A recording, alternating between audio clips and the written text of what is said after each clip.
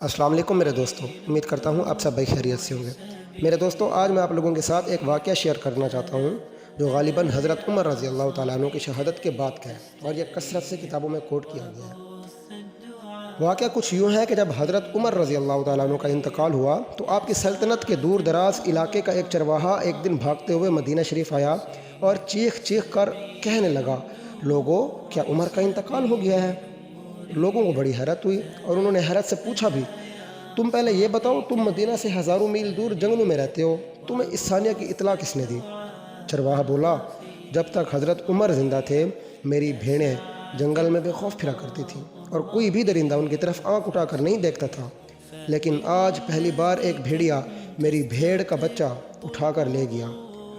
اور میں نے بھیڑیے کی اس جرأت سے جان لیا کہ آج دنیا میں عمر جیسی ہستی موجود نہیں ہے۔